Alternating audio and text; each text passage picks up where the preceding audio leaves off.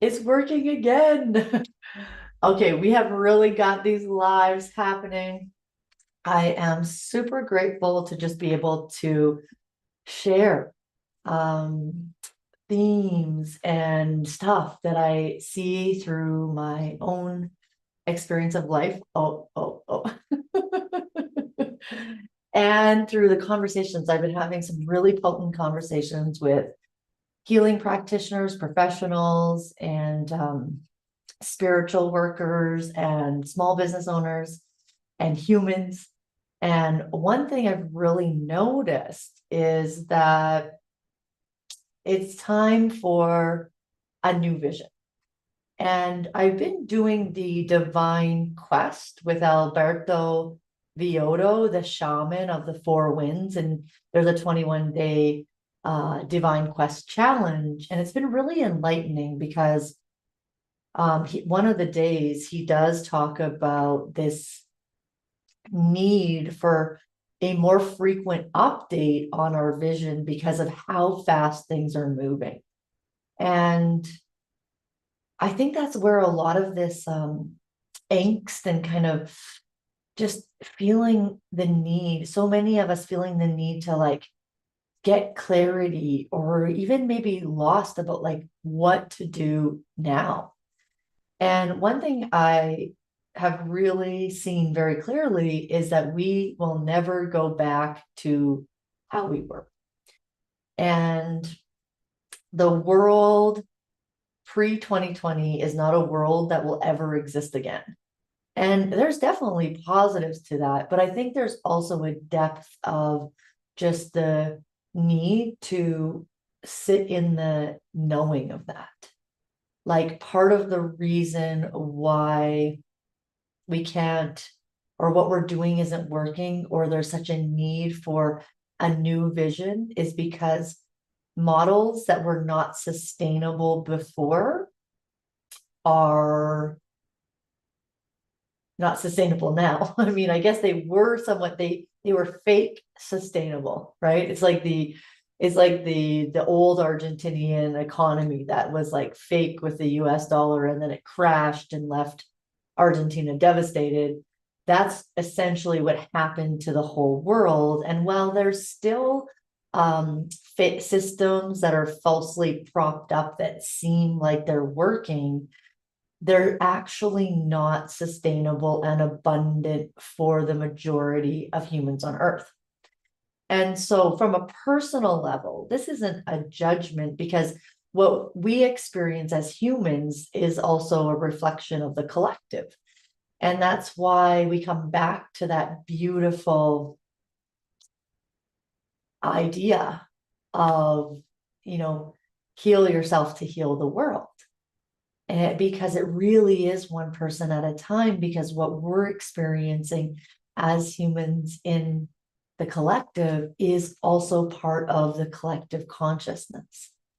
And so it's not to blame anyone or to blame ourselves or yourself on what's no longer working, but to simply recognize what's no longer working and the need for a new vision, the need for us to really go within and become more guided by our gut and our intuition and that way that we really do have the map within us. But what we are looking for, I think, is the courage to listen to that vision. And understandably, right? It's not always well received when we show up as our authentic self, plus all of the programming, that has been heavily dawned on us over time of just not rocking the boat or making people uncomfortable. But something that really came up in a session of mine with a client today is something I've said many times before, which is when you do what's right for you, it's right for everyone because it's truth. Like and that other quote that I've been really loving by Glennon Doyle, which is basically. It's not verbatim, but basically it's like your job in life is to disappoint as many people as you need to never disappoint yourself even once. Maybe I said this on my last live too. This is just becoming so relevant. And I know even over the past year, just like disappointing so many people by having to really listen to myself, but then realizing that when you make a choice that's right for you, it's actually right for anyone in your life because you're showing up in your own integrity and you're being honest and you're not continuing to participate in building false paradigms because that's what's no longer working. That's what's no longer working anymore because you're no longer, it's not sustainable to build friendships like that, marriages, relationships, work relationships, any type of anything. And that's why we love Bitcoin and we love these beacons of hope. We love the light workers, because these are the people. These are the creators, the visionaries of the new systems. And really, it's actually quite simple when we're stressing about like what's the way forward, because the way forward is very simply the truth. And instead of continuing to participate, which is why I think that, we're always going to go to more of that numbing or that need to suppress how we're really feeling, because it does involve not just facing ourselves, but facing the paradigms and the structures that are no longer working and not focusing on them negatively as some type of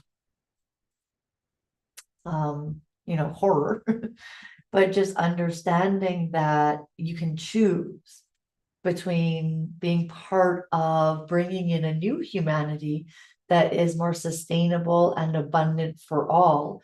And I know I'm seeing this a lot in my community of healing professionals that are, and even caretakers, caregivers that are burnt out. Because even that model of having the burden of a system that doesn't work put on these solopreneurs or these people that are really called to help others, but then not given the means to fully support. I mean, even the ones that are in the system, it's not working because, again, that's a model that's not sustainable because it doesn't take into account the needs that a caregiver and a healer have to be part of bringing in and helping people heal from, everything that's gone on. And so, how could I end this on I would love to hear any thoughts around this. If you're still watching, great. I'd love to hear any thoughts. I'm going to keep exploring this theme because I think it's a really beautiful investment in terms of what we want to see in the world and what we really want to create. And just remembering that even if you're struggling, it's because there's a new vision necessary. And this vision actually is beautiful and light and like includes the abundance and growth and healing and light of the future and for the future of our children. So I'm going to leave it there. Thank you for watching, for listening, and I'll see you on another live soon. Ciao for now.